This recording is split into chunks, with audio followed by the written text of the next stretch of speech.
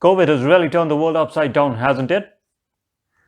I've been a professional speaker and coach for the last 18 years and have coached people from all walks of life, from budding cricketers to aspiring professionals to corporate executives and other business and sports people. But in the last 1.5 years, we've all been confined to working from our homes due to COVID restrictions. And I must confess, I'm having real tough time building up my online working skills. I'm sure many of you are working from home or studying from home. Of course, a lot of you are marketing from home and selling from home. Shopping from home can be done pretty effectively, especially if you're buying branded products. However, if your work domain demands action more in the physical world, then I'm sure all of you are facing same challenges as I am. Anyway, due credit has to be given to technology for somehow helping us work from our homes. It kind of reminds me of Tagore's vision of the world as reflected in one of his poetries from Gitanjali, where the mind is without fear. I'll read out the first few lines. Where the mind is without fear and the head is held high, when knowledge is free, where the world is not broken up into fragments by narrow domestic walls, where worlds come out from the depth of truth. If you read it carefully, if you analyze it, you'll see it is Tagore's vision of an ideal world. And I would like to believe one of his visions, or rather one of his dreams as reflected in this vision, has already materialized. Could you guess which one am I thinking of? When knowledge is free.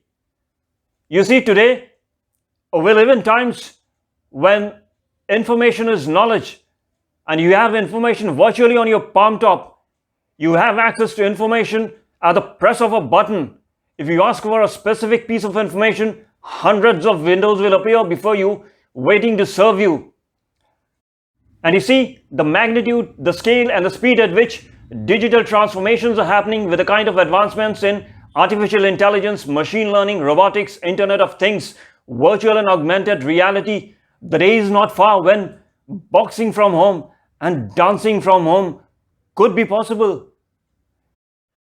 Say for instance, a boxer located somewhere in Delhi or Gurugram will be able to fight his opponent located somewhere in Los Angeles or Las Vegas. Or for that matter, a guy located somewhere in Pune will be able to dance with his girlfriend located somewhere in London. Let's wait and see how technology unfolds itself.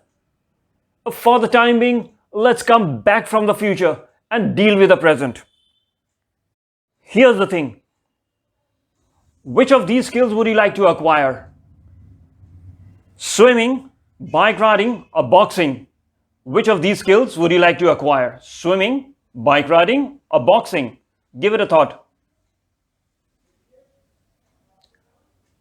I'm sure all of you have given it a thought. You will appreciate we can all learn the physics of swimming either virtually or by reading a book. But will this knowledge alone help us learn to swim? Well, it's a no-brainer. The answer is an obvious no. So what's the mantra for swimming? Well, the mantra is simple. If you want to learn swimming, go to the nearest swimming pool, get hold of a good coach, jump into the water and get started with the coach's instructions. Is there any other way you can learn to swim? Definitely no. I am talking of swimming in the real world, in the physical world. I am not talking of swimming in the virtual world, that you go inside a video parlor, sit in front of a screen and start swimming virtually. No, I'm talking of swimming in the real world, in the physical world. And the only way to swim or to learn to swim in the physical world is to first jump into the water and get started with your instructor's exercises. Same thing goes with bike riding. If you want to learn bike riding, get hold of a real bike and get started with the exercises. Or yes, if you are interested in boxing, go to the nearest boxing gym, get hold of a good boxing guru and get started. Let me assure you, I'm neither a swimming coach, nor a bike riding coach, nor a boxing coach. I am only using these analogies to drive home a very simple point. Certain skill building exercises require action in the physical world, and in such a case, only and only the physical world will provide you the platform to overcome your fears, get rid of your inhibitions, sharpen your skills, and move on to the next level. So, which skill have you thought of acquiring? And you've already thought of a skill? Then why waste your time listening to this lecture? Get up, move out, get hold of a good coach, and get started. According to a study, it has been found that it takes at least 10,000 hours of practice to acquire mastery in your particular skill. We live in COVID times, so do maintain full COVID protocol while moving out. Here's what I would like to leave you all with. No matter howsoever advanced technologies may become, it may perhaps not be able to help us acquire self-knowledge.